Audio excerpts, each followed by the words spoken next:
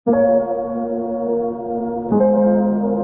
mabuting balita ngayon, pinunahan ni Jesus ang mga tao dahil marunong silang bumasa ng mga palatandaan ng kalikasan sa lupa at sa langit.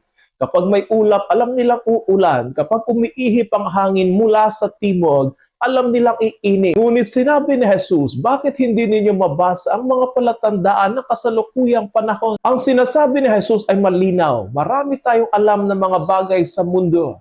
Ngunit kulang tayo sa pagtingin sa mga bagay ng Diyos. Marunong tayo sa teknolohiya, sa negosyo, sa mga uso. Pero madalas manhid tayo sa mga panawagan ng Espiritu Santo. Tulad ng mga tao noon, madalas din tayong abala sa mga panlabas na bagay, sa trabaho, sa kinabukasan, sa pang-araw-araw na pangangailangan.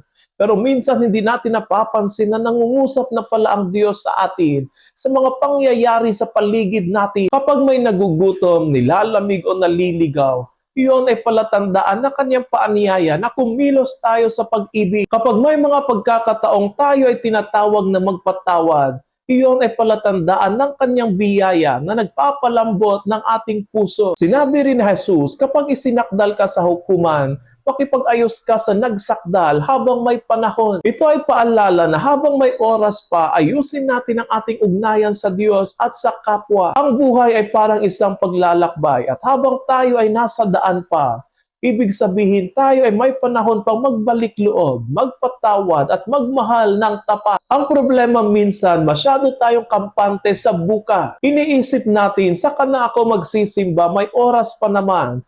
O saka na ako magbabago kapag handa na ako. Ngunit sinasabi ni Jesus sa atin, ang oras ng biyaya ay ngayon. Hindi natin hawak ang bukas, kaya't ang tamang panahon upang magbalik loob ay ngayon.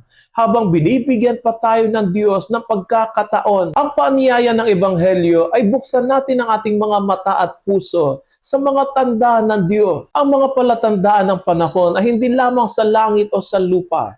Makikita din natin ito sa ating pamilya, sa ating mga problema, sa ating mga pangarap, at sa mga kapwa nating nangangailangan. Sa lahat ng iyon, naroon ang Diyos, nangungusap, nag-aanyaya at nagmamahal. Sapagkat sa huli, hindi mahalaga kung gaano karami ang ating alam sa mundo, kundi kung gaano karami sa ating puso ang bukas sa pagdating ng Diyos.